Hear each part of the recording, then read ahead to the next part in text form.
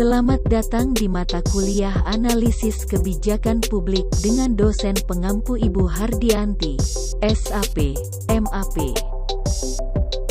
Assalamualaikum warahmatullahi wabarakatuh. Perkenalkan, nama saya Umi Kalsum Alimuddin, NPM 0911041908, kelas A, semester 7, Prodi Administrasi Publik, Fakultas Ilmu Sosial dan Ilmu Politik, Universitas Muhammadiyah Sidenreng Rapang. Pada kesempatan kali ini, saya akan menjelaskan tentang isu politik yang berkembang di kalangan masyarakat. Namun, sebelum saya memaparkan lebih lanjut terkait isu tersebut, ada baiknya kita mengetahui lebih dulu apa sih itu isu politik. Isu politik adalah berita atau masalah politik yang hangat diperbincangkan, tetapi belum jelas kebenarannya. Isu politik yang sedang berkembang di kalangan masyarakat yang akan saya paparkan pada kesempatan kali ini bersumber dari salah satu portal berita, yaitu detik.com. Isu tersebut adalah isu penundaan pemilu dan polarisasi kekuatan politik. Pemilihan umum atau pemilu mendatang akan digelar pada 14 Februari 2024. Keputusan jadwal tersebut telah disepakati dalam rapat bersama antara KPU, Bawaslu, Komisi 2 DPR, dan pemerintah.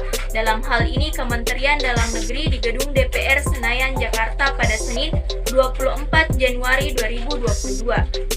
Tiba-tiba, tak ada angin dan hujan, sebulan setelahnya Ketua Umum Partai Kebangkitan Bangsa atau PKB, Muhaimin Iskandar mengusulkan pemilu 2024 ditunda maksimal 2 tahun.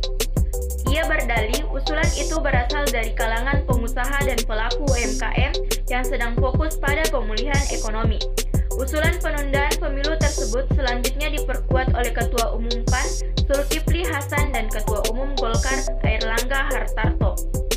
Publik sempat mencurigai wacana penundaan pemilu yang disampaikan oleh ketiga elit politik partai itu berasal dari lingkaran istana.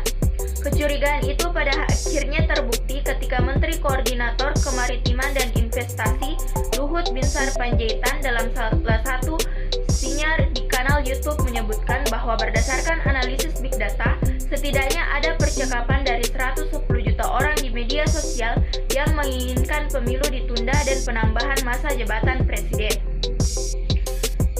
Pernyataan pejabat di lingkaran istana itu tentu mendapatkan banyak respon, bahkan hingga saat ini terus menjadi polemik.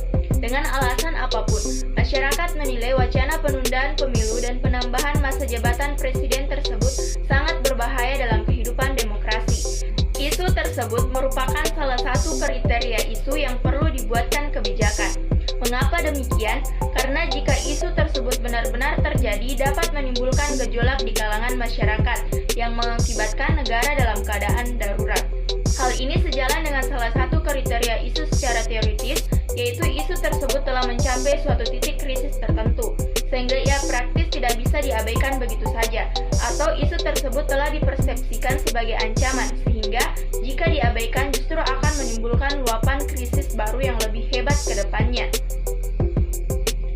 Dampak yang terjadi jika isu tersebut dibiarkan tanpa dibuatkan kebijakan akan mengakibatkan krisis konstitusional. Segala perintah dan kebijakan yang diambil akan rawan mendapat gugatan karena jabatan presiden yang tidak mempunyai legitimasi hukum secara konstitusional. Selain itu, ada hal yang paling mendasar dan sangat penting yang perlu kita renungi bersama. Ketika nantinya pelaksana pemilu 2024 ditunda tanpa alasan konstitusional yang jelas, ini akan menimbulkan kegaduhan, bahkan kerusuhan di berbagai daerah, sehingga negara dalam keadaan darurat. Sementara jabatan presiden dan wakil presiden berakhir, maka terjadi kekosongan jabatan presiden dan wakil presiden. Itulah tadi pemaparan terkait isu politik yang berkembang di kalangan masyarakat. Lebih dan kurangnya mohon dimaafkan. Billahi fisabilil haq fastabiqul khairat. Assalamualaikum warahmatullahi wabarakatuh.